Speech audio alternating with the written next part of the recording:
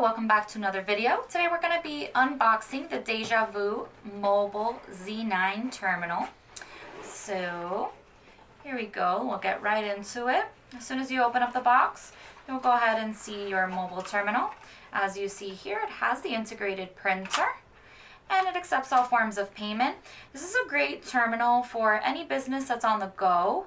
The other thing that's cool about it is, let's say that there is no Wi-Fi connection, it also has an internal SIM card, so you can always have connection regardless of whether there's Wi-Fi or not.